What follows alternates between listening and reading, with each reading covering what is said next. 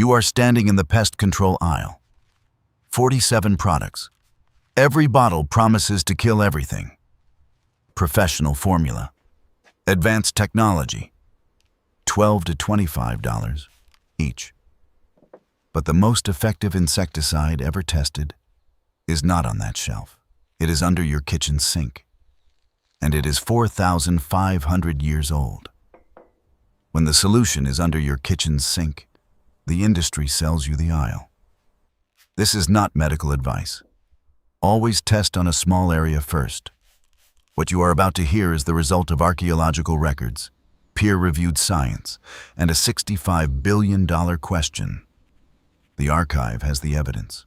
The archive opens on the banks of the Euphrates, 4,500 years ago. A Sumerian farmer crushes olive pulp into wood ash. The mixture foams. He spreads it across the leaves of his date palms. The insects stop moving. The leaves stay clean. He does not know the word insecticidal. He does not need to. By the 1st century, Pliny the Elder records the method in Rome. Olive oil and lye applied to fruit trees across the Mediterranean. By the Middle Ages, monastery gardens across Europe use soap solutions to protect medicinal herbs. The monks document everything. By Victorian England, soapy water is the standard defense for rose growers. Every gardener knows. Soap and water for 4,500 years. That was the first line of defense. Not a product, not a brand, a practice passed from hand to hand, across civilizations, until it wasn't. A woman, a bucket of soapy water. Every Saturday morning, she did not call it insecticidal soap. She called it washing the roses. Her garden never had aphids. Her roses bloomed every June without fail. Then one day, the store started selling $15 spray bottles. Professional strength. Advanced formula. She kept using soap. But her grandchildren didn't. The knowledge did not die. It just stopped being passed down. If knowledge like this matters to you, subscribe. The archive has more to uncover. 1939. A Swiss chemist named Paul Mueller discovers a molecule that kills insects on contact. DDT. 1948. He receives the Nobel Prize. The molecule is called a miracle. The chemical industry delivers a message to every farmer and gardener on Earth. You do not need soap anymore. We have something better. And for a moment, they were right. DDT killed everything. Fast, cheap, everywhere. Then 1962, a marine biologist named Rachel Carson publishes Silent Spring. The evidence is devastating.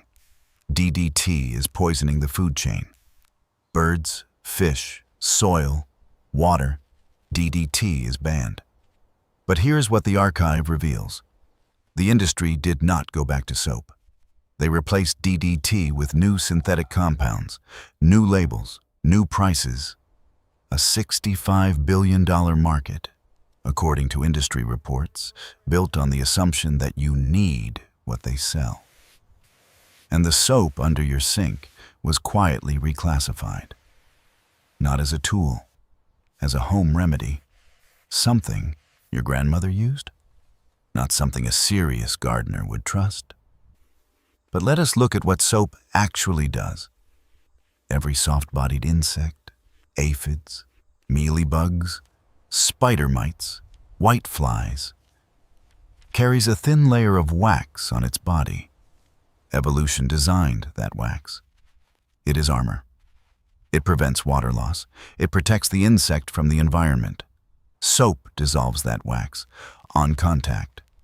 The armor breaks. The insect loses moisture. Within minutes, it cannot survive. This is not folklore. This is chemistry. And it has worked for 4,500 years. The industry did not erase the knowledge. They made you forget. You already had it. The recipe has not changed in 4,000 years. Only the measurements have. 1 liter of water. Room temperature, not hot. Heat disrupts the chemistry. 150 milliliters of neutral liquid soap. Not scented, not antibacterial. Plain, neutral, soap. 150 milliliters of white vinegar.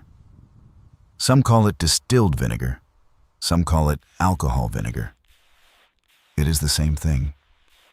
The clear one. The one you already have. Stir gently. The solution turns slightly cloudy. That is the activation. Transfer to a spray bottle. This is your kitchen arsenal. 3 ingredients, under your sink, older than every product on that store shelf. But here is what you must understand. This is a contact spray. It must touch the insect directly. If you miss, nothing happens. This is not a systemic pesticide. It does not travel through the plant, contact only. Honesty is part of the protocol. Before you spray anything, safety first. Test 1 leaf, the underside. Wait 10 minutes. If the leaf shows no reaction, you are clear. Do not spray succulents. Do not spray plants with fine hairs or fuzz. Do not spray new seedlings. These are sensitive. The soap can damage them. Spray in the early morning or late evening. Never in direct midday sun.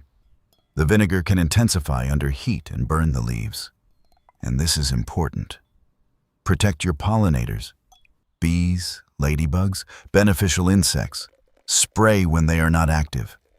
Early morning is best. Now the application. Spray directly onto the pests. Every aphid, every mealybug, every whitefly you can see. Cover the undersides of leaves. That is where they hide. That is where they lay eggs. For stubborn mealybugs with their waxy armor, spray first, then gently scrub with a cotton swab or soft toothbrush. The soap softens the shell. The friction finishes the job. Cover every leaf, every stem, every branch after sun. 15 to 20 minutes, rinse with clean water. This removes the soap residue. The plant needs to breathe. The schedule. Light infestation, 2 applications, 7 days apart. Heavy infestation, every 3 days for 2 weeks. Prevention, once a month. Even when you see nothing. One more honest note. This spray does not kill eggs. Eggs have their own protective shell. You will need to repeat. To catch the newly hatched larvae, patience is part of the protocol. If you are growing food, rinse thoroughly before harvest. This is safe for edible plants, with proper rinsing. The archive has more protocols like this. Ancient solutions, verified by science. Subscribe. The archive turns to the laboratories. The United States Environmental Protection Agency, the EPA, has officially registered insecticidal soap as a biopesticide. The active ingredient? Potassium salts of fatty acids, the same chemistry your grandmother used. The Journal of Economic Entomology published peer-reviewed data confirming insecticidal soap is effective against aphids, whiteflies, and mealybugs on direct contact. Cornell University Extension Program recommends soap spray as the first line of defense for home gardens. UC Davis confirms. The results, in many cases, are visible. Within minutes of contact, aphids stop moving. Mealybugs soften. Whiteflies fall. Within 24 hours, the sticky residue begins to clear. Within a week, new growth appears.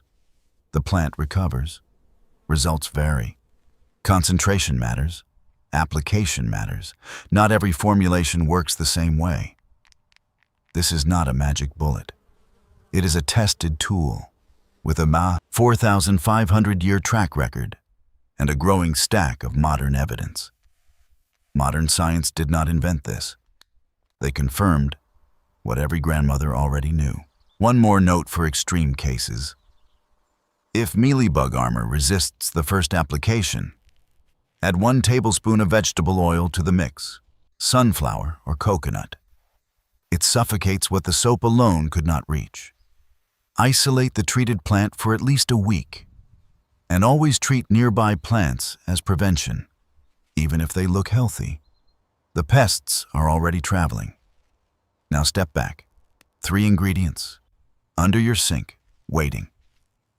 The industry sold you 47 bottles. Nature gave you 3.